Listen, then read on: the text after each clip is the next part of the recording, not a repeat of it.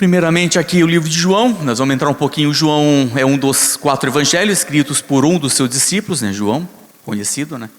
João foi um dos escritos. Diferente dos outros 3 evangelhos, ele traz alguns pontos, né? Mateus, Marcos e Lucas trazem Jesus Cristo como homem-Deus. João traz Jesus Cristo como Deus-homem, né? Deus se manifesta em homem. Por um princípio do texto já diz isso, né? Quando fala que o verbo se fez carne e habitou entre nós, está trazendo Deus como homem, né? Os evangelhos, eles são escritos cada um para sua, vamos dizer assim, para sua classe, para o seu povoado, né? Para o seu povo. Mateus, Marcos e Lucas escrevem para romanos, para gregos e para judeus, enquanto João já é uma linguagem mais universal, enquanto os outros tratam muito o ministério de Cristo para multidões, os grandes falares de Cristo para multidões. João já traz algo mais pessoal, mais para pessoas, mais direcionado para algumas pessoas. Então algumas coisas diferem entre esses evangelhos. O único texto que a gente vê como o milagre de Cristo, que é citado nos 4 evangelhos, é o milagre das multiplicações, a multiplicação dos pães e peixes, que está citado nos 4 evangelhos. Fora isso, eles se juntam, e formam uma linda história de amor, escrita de Deus para a humanidade, através de Cristo Jesus. Então a gente vê essa história se cumprindo através de Cristo e se cumprindo hoje na nossa vida. E o Evangelho de João, escrito pelo próprio apóstolo João, ele traz alguns pontos, alguns textos. A gente vê João como aquele profeta amado, aquele discípulo amado, aquele que Jesus amava. Não creio talvez que Jesus amasse mais a ele de certa forma, mas no coração dele ele sentia isso, e ele fala isso abertamente, porque ele se sentia amado por Deus. Ele dizia: eu sou o discípulo que ele mais ama. Ele sentia isso no coração. A gente vê na própria evangelho até uma certa rixa entre ele e Pedro por causa disso, os dois disputando corrida e tudo mais. Mas o texto em si, ele fala muito de João como o profeta, o discípulo amado, aquele que Jesus amava, porque ele sentia o amor de Deus no coração, ao ponto de escrever o versículo mais conhecido, que ele diz que é o proto-evangélico, o evangelho todo falado num versículo só, que é o tão conhecido, João 3,16, que é um versículo tão conhecido no nosso meio, a ponto de escrever aquilo. E esse João, que escreveu, é aquele João que falou: Senhor, manda fogo dos céus para destruir essa cidade. E é mesmo João que depois vai escrever: filhinho, peço para que não pequeis, mas se pecardes, tens um advogado junto ao Pai, Jesus Cristo. Então esse João há essa transformação de vida, essa mudança de vida, e ele escreve este evangelho que deixa agora para nós. E agora ele escreve sobre um homem. A gente vai entrar na história de Nicodemos. Nicodemos, a gente não tem muito entendimento dele, não tem muito conhecimento dele. Aqui é só o que o texto nos diz, que ele era um dos principais dos judeus. Alguns dizem, pelo próprio texto em si, a gente vai ver que ele fazia parte do Sinédrio. O Sinédrio era quem julgava todas as coisas, Suprema Corte, quem fazia todos os julgamentos. Tanto é que ele faz a defesa mais para frente de Jesus Cristo, quando ele diz que como vamos punir alguém que nem ouvimos ainda? E depois ele vai fazer, no caso, retirada do corpo de Cristo junto com José. Eles vão retirar o corpo de Cristo para, no caso, enterrar ele, no caso, colocar ele. Então esse Nicodemos, ele não é muito conhecido. E a história nos diz que havia um homem, um fariseu, um dos homens chamados Nicodemos, um dos principais dos judeus. A história vai nos dizer também que ele era um dos principais. Ele tinha até o seu poder aquisitivo, ele era bem financeiramente. Ele tinha o seu poder religioso, ele estava na frente da religião. E ele tinha o seu poder político, porque ele fazia parte do Sinédrio, que era quem julgava todas as coisas. Então ele tinha este poder. Então por isso que alguns dizem, que o continuado do texto que vai dizer que este de noite foi ter com Jesus. Alguns dizem que por causa dessa influência dele, ele foi ter de noite com Cristo, para que ninguém visse, para que fosse um 007, mais ou menos como alguns cristãos hoje em dia, que falam: estás indo lá na igreja? Não, eu vou lá porque tem uma vibe legal, tem um sonzeira, tem um pessoal gente boa, mas eu não sou crente, não, só vou lá de vez em quando, mais ou menos dessa forma. Alguns dizem que ele tinha esse ponto, ele só ia para encontrar Jesus para tentar entender um pouco. Porém, há outras visões que vão dizer que não, ele foi ter com Cristo por causa da grande multidão que sempre estava com ele. Realmente, nós vamos ver que Cristo sempre era seguido por uma grande multidão. E o modo mais fácil de conseguir ter um tete-a-tete, né, manter um papo reto com ele, seria de uma forma como? Uma forma de noite, uma forma que não tivesse ninguém. Então seria mais fácil para ele conseguir conversar com Cristo. Né? A gente vê nessa forma, a gente vê quando ele vai conversar com a mulher samaritana também, porque ele estava em Samaria, e o judeu não ia para Samaria, por isso que eles não estavam com uma grande multidão. Mas no decorrer dos textos nós vamos ver que Cristo sempre era seguido por grande multidão. E quando ele tentava despistar pelo mar, eles seguiam por terra acompanhando ele para conseguir seguir ele. Por quê? Porque ele fazia sinais, milagres e prodígios. E é isso que chamava a atenção do povo. Era isso que eles buscavam. Porque quando Cristo vinha com uma palavra mais pesada, eles o abandonavam, eles deixavam ele de lado. Porque muitas vezes é isso que o povo busca, né? É isso que eles querem. É o que Cristo pode dar. É isso que ele vem dizer aqui. Este de noite foi ter com Jesus e disse: Rabi. Um ponto que a gente tem que pensar, né? A gente vai pegar uns pontos que pensar, é esse negócio de Rabi. Nicodemos aqui provavelmente era um senhor de idade já, né? Jesus Cristo tinha seus 30 anos, era um pouco mais velho que eu, assim, uns 30 anos de idade. Nicodemos já era um senhor bem mais velho, né? Nicodemos já tinha praticamente seus 50 anos, está a entender mais ou menos isso. Então ele não poderia chamar Cristo de Rabi, porque Cristo também não tinha nenhum estudo. Cristo não era um fariseu, não era um saduceu, não era alguém que era estudado na lei. Mas ele chama de Rabi, ele chama de mestre, entendendo que Cristo era um mestre. Mesmo sendo mais novo, mesmo não tendo estudo, mesmo não tendo estudado, ele reconhecia o mestre de Cristo, ele reconhecia o senhorio de Cristo.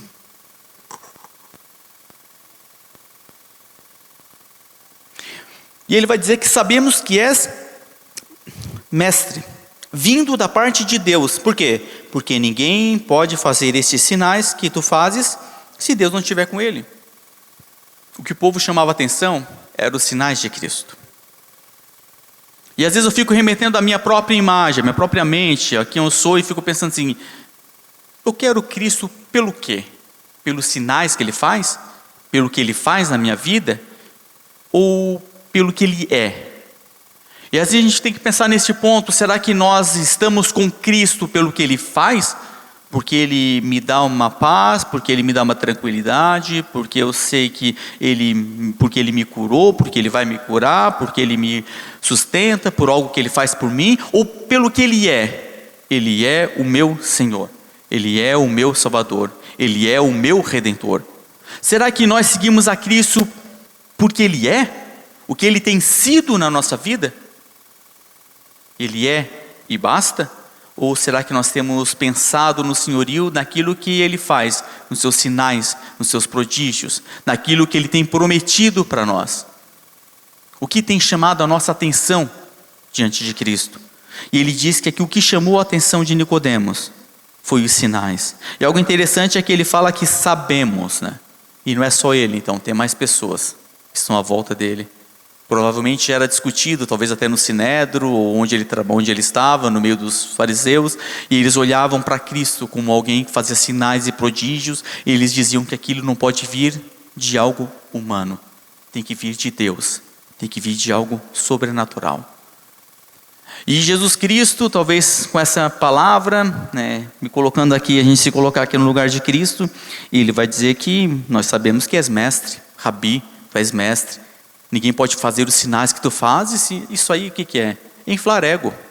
Se fosse nós, chegasse alguém assim, ou cantasse bem, né? Ou toca bem o louvor, ou tu ministra bem, ou a música, o louvor, né? A palavra, e aí isso começa a inflar o nosso ego. Isso começa às vezes a inflar o nosso coração. E algo interessante é que ele fala algo para Cristo, e Cristo não dá nem bola porque ele está falando. Tanto é que Cristo vai totalmente distorcer o assunto. Ele vai vir agora com outro assunto que não tem nada a ver com o que ele está falando. Porque ele vai dizer assim: os sinais e prodígios, isso que aconteceu não é nada. Porque o mais importante é o que eu vou te dizer. Isso respondeu Jesus: em verdade te digo, que se alguém não nascer de novo, não pode ver o reino de Deus. Agora Jesus Cristo está entrando em algo muito mais profundo. Nós devemos isso a Nicodemos, porque Cristo agora se aprofundou algo muito mais tremendo sobre a nossa vida. Ele vai trazer algo muito mais profundo sobre a nossa vida. Porque o que é mais importante é aquele caso seguinte. A gente não pode dizer assim, alguém pode ficar aqui sem respirar um dia inteiro, sem beber água aí por um ano, sem comer por um ano. Não dá, porque é algo que é essencial, é algo que é necessário, é algo que é preciso. Nós necessitamos do ar, nós precisamos da água, nós necessitamos de alimento, é algo que é necessário para a nossa sobrevivência. É isso que Cristo está falando. Você quer entrar no reino dos céus? Então é necessário, não tem outra forma de você fazer, não tem outra forma de você sobreviver se não for com ar respirando, não tem uma forma de sobreviver se não for se alimentando, não tem como se alimentar, não tem como sobreviver, e é isso que Cristo está dizendo, não tem uma outra forma de você entrar no reino dos céus se não for ter um novo nascimento, se você não nascer de novo, se você não mortificar a sua carne, se você não mortificar o seu velho eu morrer totalmente. Não há uma outra forma de você entrar ou ver o reino dos céus. Porque em verdade te digo que se alguém não nascer de novo, não pode ver o reino de Deus. É necessário, é obrigatório, é algo que é fundamental, o novo nascimento. Se não houver um novo nascimento, se não houver a morte do velho eu, não tem como nós vermos, ou mais para frente ele vai dizer, entrarmos no reino de Deus. Não tem como nós participarmos do reino de Deus. Podemos cantar louvores, podemos louvar a Deus, podemos levantar a nossa mão, podemos estar aqui, entrar numa atmosfera totalmente diferente, mas naquele dia não poderemos entrar no reino dos céus se não houver um novo nascimento. Se não houver um novo nascimento, é algo que é necessário, é algo que é obrigatório, não tem outra forma. A palavra de Deus diz que é somente através de Cristo Jesus, e é somente através de um novo nascimento, o nascer de novo. E algo que mexeu com a mente de Nicodemos, é algo que mexeu, porque ele não compreendeu o que Cristo está falando. Ele não compreendeu o que Cristo estava dizendo. E ele começa agora a vir para o lado da carne, o lado físico. Ele diz, não, mas não tem como, né?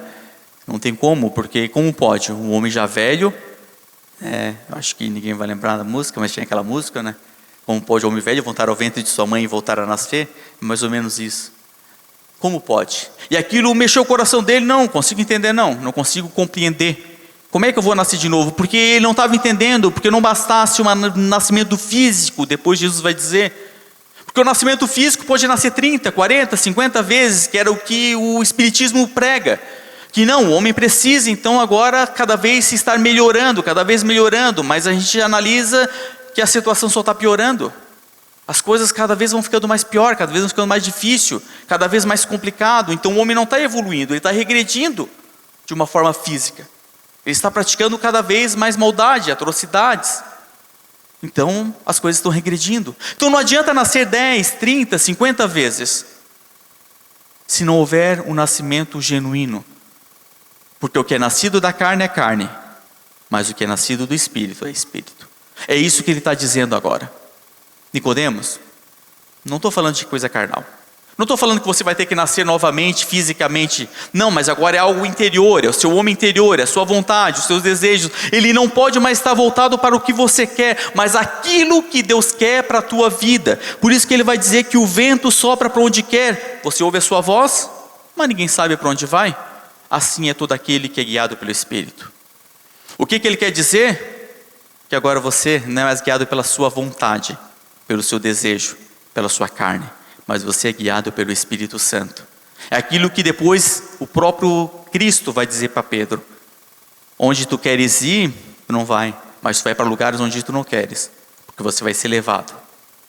E aquele que é guiado pelo Espírito Santo é dessa forma. Ele vai mortificar a sua própria vontade, o seu querer, o seu desejo. Ele vai mortificar o seu coração para viver a vida em Cristo. Por isso que Paulo vai dizer que não mais vivo eu, mas Cristo vive em mim.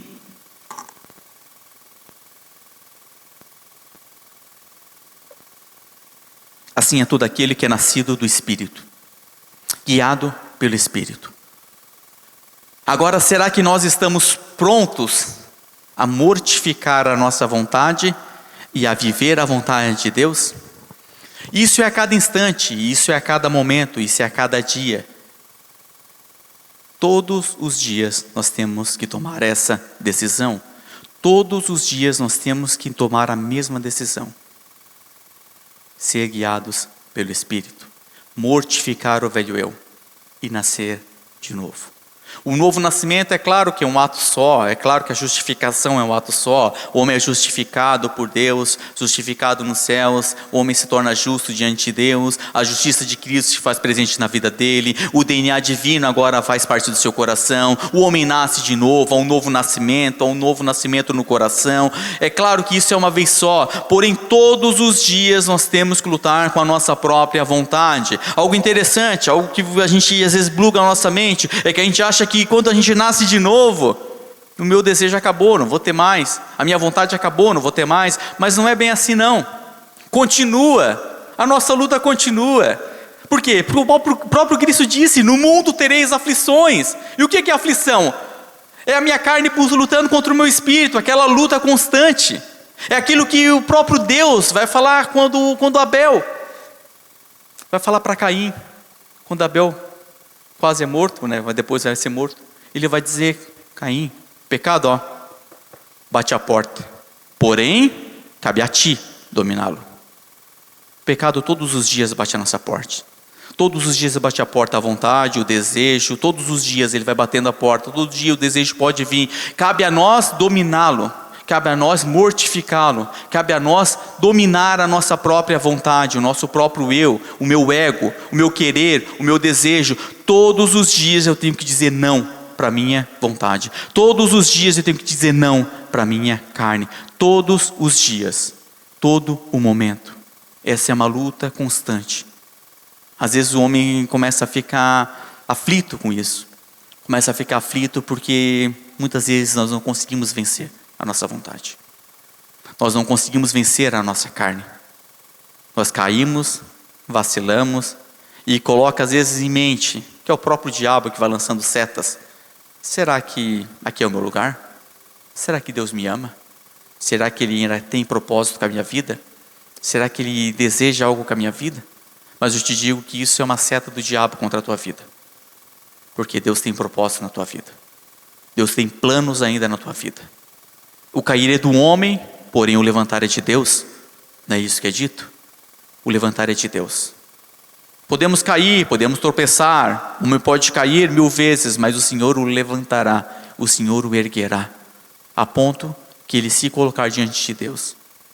A ponto de ele dizer, Senhor, estou aqui. Caí, mas eu me arrependo e eu preciso levantar. Preciso continuar a luta, a batalha, o bom combate. Sei que é difícil, sei que é árduo, mas eu tenho que chegar no fim. Porque o importante não é como você está começando, mas o importante é como você vai terminar a sua batalha. O fim da tua batalha, este é o mais importante. Você pode cair, tropeçar, vacilar, errar, mas nunca desista. Porque Cristo não desistiu da tua vida. O Espírito Santo não desistiu da tua vida. O Jesus Cristo foi até o fim, até a morte. E a palavra de Deus é tão profunda que ela diz que foi morte de cruz. Até o fim, Ele foi pela nossa vida. Até o fim, até as últimas consequências, Ele foi pela nossa vida. O vento sopra onde quer. E assim somos nós, guiados pelo Espírito Santo. Assim somos nós, guiados pelo Espírito Santo. E Nicodemos não compreendia isso. Porque não era algo terreno, era algo celestial. Mas o que eu acho interessante é que ele vai falar isso. Ele vai dizer, então, de Nicodemos disse, como pode suceder isso? Como pode? Nicodemos era um mestre. Nicodemos era um dos principais dos judeus. Mas quando ele se depara com algo que ele não entende, ele diz, eu não entendo, não compreendo. E eu preciso de entendimento, eu preciso de compreensão. Parece aquele eunuco diante de Felipe, né? Como é que eu vou entender se não tem quem me explique? E o nosso ego, nosso eu, às vezes lê coisas que não entende, que não compreende. Às vezes Deus faz algumas coisas na nossa vida que nós não entendemos o agir, o propósito de Deus. E acabamos murmurando, praguejando ou simplesmente deixando para lá. Não buscamos a ajuda de alguém que possa nos instruir, que possa trazer o entendimento. Nicodemos estava aflito, não sabia, não entendia, não compreendia. E ele procurou em alguém que era, vamos dizer, aos olhos humanos, menor que ele. Porque não tinha o entendimento, não teve os estudos que ele teve. Não tinha a compreensão que ele tinha. Mas ele buscou ajuda em alguém. E o nosso coração muitas vezes fica duro diante disso. E não buscamos ajuda achando que somos algo, achamos que somos alguém, achando que já temos o pleno conhecimento, achando, não, o Espírito Santo fala comigo também. E aí acabamos esquecendo que a palavra de Deus fala, carregai as cargas uns dos outros, ou seja, viver em comunhão, em união. A carga está pesada, a carga está difícil, pede ajuda, pede conselho, procura alguém que possa te ajudar. Não é vergonhoso. Não é vergonhoso. O próprio Nicodemos pediu ajuda. Pediu ajuda de alguém que podia trazer entendimento para ele. O eunuco, uma pessoa bem-sucedida, um cara correndo do lado de uma carroça real, ele vai dizer assim, pode subir, me ensina, me explica. Um coração querendo aprender. Quando nós temos esse coração querendo aprender, nós se sujeitamos ao ensino dos homens, de pessoas que foram colocadas e capacitadas para a nossa compreensão, para nos ajudar na caminhada, porque a caminhada é árdua, é difícil. No mundo nós vamos ter essas aflições, nós vamos ter dias difíceis, nós vamos ter lutas, nós vamos ter dificuldades, mas Deus levantou pessoas que vão estar do teu lado para te ajudar na caminhada, para carregar as cargas uns com os outros, para te ajudar. Como aquela canga, não tem aquela canga, não sei se a maioria conhece, mas às vezes por um só é pesado de carregar. Mas vem um, vem outro, vem três, vem quatro, se torna mais leve, mais suave, mais fácil. Por quê? Porque isso é igreja. Às vezes a gente tem a visão errada de igreja, né? A igreja em si ela se torna um pouco complicada. Um dia até a gente pode entrar um pouquinho sobre o assunto de igreja, né? Mas a igreja é isso. A igreja é um povo chamado por Deus, vivendo num corpo, no qual Cristo é o cabeça, e cheias do Espírito Santo. Um povo chamado por Deus, o corpo de Cristo, e cheia do Espírito. Se o corpo é de Cristo, nós somos membros, e não somos a igreja. Nós somos membros de uma igreja. Nós fazemos parte de uma igreja. E todo membro é importante para o crescimento saudável do corpo. Todos os membros são importantes. Fazem parte de um corpo. Alguns com suas funções diferentes, vamos dizer assim, funções mais visíveis, outros são mais invisíveis, mas para o corpo, para o bom funcionamento, todos são importantes. Todos. E às vezes a gente se esquece disso, como igreja, e se achamos menos importante porque não fizemos algo que é visivelmente, mas é muito importante. O coração não está visível, mas sem ele o corpo não funciona. Mas ninguém vê, só sabe que ele está batendo, mas ele não é visível, mas ele é muito importante. E assim somos nós, com este coração que bate, que pulsa, o sangue. Muitas vezes ninguém te vê, ninguém vê a tua obra, ninguém vê o que estás fazendo, mas a tua vida é muito importante para o reino, para a proclamação do reino. Tua vida é muito importante. Por quê? Porque o próprio Cristo disse isso. O próprio Cristo disse isso aqui, neste mesmo texto que a gente vai entrar. No versículo 16, ele vai dizer isso. Eu fiquei pensando sobre um ponto aqui. Porque assim, eu entregaria a minha vida por amor de alguém. Se for alguém que eu amo, eu tivesse uma situação, eu entregaria a minha vida. Não, eu entrego a minha vida pela vida de uma pessoa que eu amo. Agora, a vida da minha filha já é outro assunto. Não sei se eu entregaria, não. E quando a gente lê João 3,16, eu entendo o que é o amor de Deus. Porque Deus podia entregar a sua própria vida, mas Ele vai além. Quem é pai, quem é mãe, quem tem irmão menor, quem vai entender o que eu estou falando.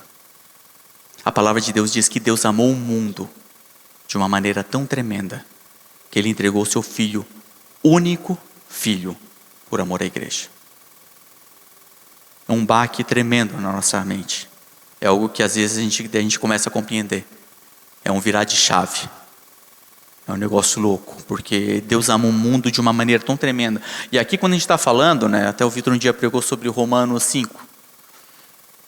Romanos 5 a gente vai entender o que é a nossa vida. A palavra de Deus diz que nós éramos inimigos de Deus. Nós estávamos afastados.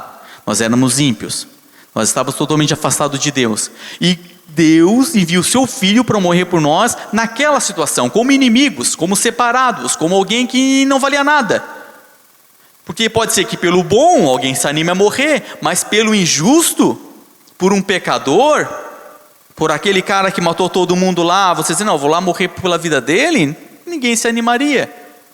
E a palavra de Deus diz que Deus te amou tanto, olhando para a tua vida, olhando para os seus pecados, para os teus erros, para quem você é. Deus te amou de uma forma tão tremenda, que Ele entregou o que Ele tinha de mais precioso, mais importante da vida dele, que é o seu único Filho, por amor da tua vida. Por amor da tua vida. Por isso que eu disse que você é muito importante para Deus. Porque se não fosse assim, Ele não teria entregue. Porque a palavra de Deus diz que Ele amou todos. Aqui não é uma sociedade, aqui não é um grupo, não. Ele amou toda a humanidade. Ele amou todos de uma maneira tão tremenda que Ele entrega o melhor pela tua vida. E se Deus entregou o melhor pela tua vida, por que cargas da água nós não entregamos o melhor para Ele? Se Ele tinha o melhor para mim, o melhor que Ele tinha, Ele entregou para mim, por que eu não dou o meu melhor para Ele? Por que eu vou dar o meu sobrar, o meu 10%? Não! Por isso que eu sou contra o 10%, é o tudo, é o 100%, é a tua vida, é quem você é totalmente entregue para Deus. Você é totalmente entregue para Deus, o teu coração é dele, a tua vida é dele. Ele pagou um alto preço para te resgatar, um preço de cruz, um preço de sangue. Ele pagou um preço tremendo pela tua vida.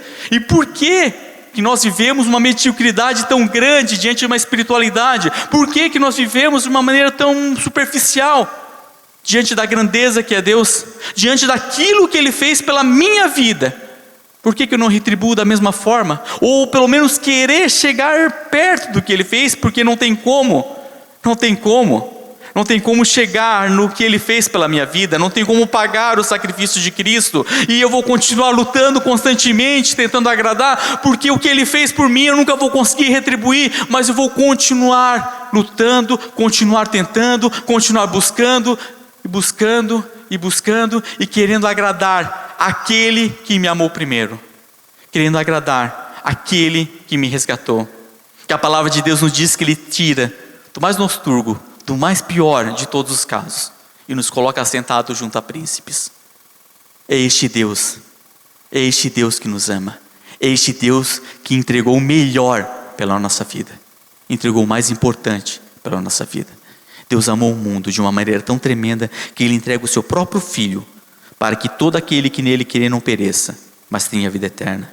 Porque Deus enviou o Filho ao mundo não para que julgasse, mas para que o mundo fosse salvo por meio dele. E quem nele crê não é julgado. Mas quem nele crê não é julgado. O que não crê já está julgado, porque não crê no nome unigênito do Filho de Deus. É como se eu pegasse o seguinte: pegar o melhor presente que você imagina, o melhor presente que você quer. Qual o melhor presente que você quer? Multiplica por 100. Está lá na frente da tua casa. Você chega lá, abre o presente, olha, não quero, vira as costas e vai embora. Imagina só a pessoa que levou o presente para você. Como é que ele vai se sentir? Assim é a salvação. Assim é Cristo Jesus. Ele entregou o seu Filho por você. A partir do momento que nós entendemos o sacrifício e não aceitamos ou não vivemos para isso, é como se nós tivéssemos negado o sacrifício de Cristo. E nós já somos julgados por isso. Por quê? Porque nós já somos julgados pelo que nós já fizemos. A única salvação que existe é através de Cristo Jesus. A palavra de Deus diz que, porque Deus, quem nele crê, no versículo 18 vai dizer que quem nele crê não é julgado. E o que não crê já está julgado, porque não crê no nome unigênito do Filho de Deus. A partir do momento que não cremos ou não vivemos, porque o crer implica em viver, implica em obedecer. Como posso dizer que creio em Deus se eu não faço a sua vontade? Como posso dizer que acredito em alguma coisa se não faço aquilo? Não é verdade? Porque se eu acredito que se eu subir em cima dessa igreja, eu acredito não, se eu pular, eu não vou conseguir sobreviver, então eu não vou pular, porque eu acredito que aquilo é verdade. Eu acredito na lei, eu acredito em algumas coisas, então eu não faço, porque eu acredito que vai acontecer. Então, se eu acredito que Cristo Jesus morreu por mim, o mínimo que eu tenho que fazer é viver para a sua glória. É o mínimo que eu tenho que fazer. Por quê? Porque eu creio. Eu tenho convicção. Eu tenho certeza. Isso é fé. A fé não é cega. A fé é certeza. É convicção. É certeza. É saber que aquilo é verdade. É fé. E quando eu creio em Cristo, quando eu tenho a fé que Ele me salvou, eu vivo para a sua glória. Eu tenho que viver para a sua glória. Eu tenho que viver para a glória de Deus.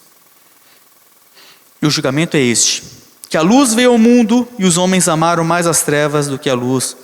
Por quê? Porque as suas obras eram más. Se nós apagarmos todas as luzes aqui, apagar tudo, vai ser difícil de enxergar. Então é mais fácil de viver. Por quê? Porque ninguém vai ver as imperfeições, ninguém vai ver os erros, ninguém vai ver as falhas. A partir do momento que eu escondo, deixo de lado, eu começo a viver o meu eu, o meu ego, as minhas falhas não vão importar mais. Se eu faço de errado, o que eu faço de errado, no íntimo, fora do íntimo, onde eu quiser, não tem diferença nenhuma. Por quê? Porque está tudo em oculto, está tudo apagado, está tudo no escuro. Não vai fazer diferença. Mas a partir do momento que a luz entra, aí as minhas obras são reveladas. As imperfeições aparecem. É aquela parede. Se eu botar uma luz, vai aparecer as imperfeições. Vai aparecer onde não está pintado, onde está manchado, onde tem buraco, onde não tem. E assim é com a nossa vida. O mínimo, quando nós se deparamos diante do amor de Cristo, isso nos constrange. O amor de Deus nos constrange. Quando Deus ele entra no nosso coração, quando o Espírito Santo revela no nosso coração quem nós somos, isso nos constrange. Nós vemos que não somos nada diante daquele que nos chamou. Nós vemos a nossa miserabilidade diante daquele que nos resgatou. Nós vemos os nossos erros, nossos pecados. Nós vemos que nós temos dado de dedo na cara de Deus e dito, não, tu não é autossuficiente para mim, porque isso que eu peco. Nós vemos que nós temos errado, nós temos falhado. Nós vemos os nossos erros, nossas dificuldades diante de um Deus que é tão grandioso. Quando a luz dele ilumina sobre nossa vida, nós entendemos e nós vemos que nós não somos nada diante dele. Nós compreendemos. E daí ficamos constrangidos diante do amor dele. E nós clamamos, misericórdia, Senhor. Tende misericórdia de mim, porque não sou digno da tua presença. Por isso que o nome é graça. Favor imerecido. Não somos merecedores. Não somos merecedores. Mas ele nos amou. Não somos dignos, mas ele nos amou. Somos perdidos, mas ele nos resgatou. Somos fracos e ímpios, mas ele nos fortaleceu. Ele nos justificou.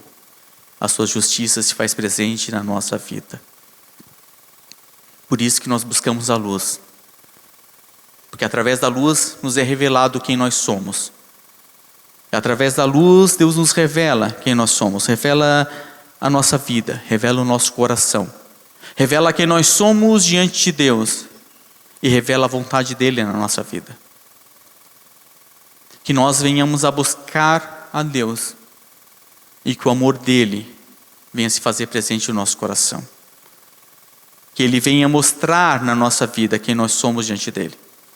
Que ele venha todos os dias nos constranger, a ponto de que nós queremos mudar todo momento, porque ele te ama. A luta é difícil, a batalha é complicada, temos dificuldades, temos barreiras a enfrentar, temos dificuldades a percorrer, mas ele nos ama. Ele nos ama. E ele nos resgatou. Ele não desistiu da tua vida. Por mais que nós desistimos de nós mesmos, que eu acho que é o pior de tudo, é porque nós não nos perdoamos. O mais difícil de tudo é nós não nos perdoamos. Quando nós fizemos algo de errado pela 15ª vez, nós olhamos para nós mesmos e assim, não, de novo não, né? Não tenho mais jeito, não quero mais. Não, vou me afundar, vou me entregar, porque não tem mais jeito. Eu não consigo me perdoar mais, meu coração, o que eu vou fazer? E eu vim te dizer que não desiste, continua, persevera, luta contra o teu eu, contra a tua vontade, todos os dias. Eu vou te dizer uma coisa que às vezes é difícil, mas provavelmente essa vontade não vai sair do teu coração, não. Você vai ter que mortificar essa vontade. Você que tem que mortificar a tua carne. Foi isso que ele disse para Caim. O pecado bate à porta. Está aí. Quer te dominar. Ele é contra ti e tu é contra ele. Mas cabe a ti dominá-lo. Você tem poder de dominá-lo. Você tem poder de dominar a tua vontade. Por quê? Porque Cristo disse que nele nós somos mais que vencedores. Jesus Cristo disse que ele venceu o pecado e ele venceu a morte. O inimigo mais temido de todos ele venceu. Ele venceu a sua própria vontade. Pai, afastai de mim este cálice, mas acima de tudo faça a tua vontade. A vontade dele provavelmente não era a cruz, mas ele fez por amor. Muitas vezes a minha vontade é fazer algo errado, é buscar satisfazer a minha carne, satisfazer os meus desejos, satisfazer aquilo que tem no meu coração. Mas a vontade de Deus para a minha vida não é essa. E todos os dias nós vamos lutar contra essa vontade. Nós vamos buscar viver para a glória de Deus. Amém? Amém? Amém.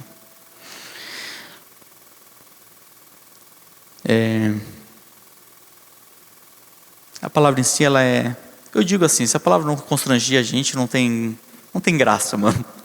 Porque a palavra, ela veio para isso, né? Ela vem para mostrar quem nós somos e quem Deus é. Ela vem para constranger o nosso coração. Mas ao mesmo tempo ela vem para nos animar, nos fortalecer, nos renovar. E a palavra de Deus diz que Ele te ama. Ele te ama ao ponto de entregar o próprio Filho pela tua vida. Mas o fator de Ele amar a tua vida não quer dizer que Ele ama muitas atitudes que nós temos. Tem atitudes que não convêm. Eu amo a minha filha, mas tem atitudes dela que eu não gosto. E eu quero que ela mude. Da mesma forma, Deus com a tua vida. Deus com a minha vida. Ele ama a tua vida. Ele ama a minha vida. Mas tem muitas atitudes no meu coração que Ele não gosta. Muitas atitudes que eu faço que não agradam o nome dEle. Que não tem honrado o nome dEle. Que não tem honrado a minha vida como cristão. Não tem demonstrado que eu sou um verdadeiro cristão. Que eu amo realmente a Deus. E é contra isso que nós lutamos. É por isso que nós buscamos. É com isso que nós oramos.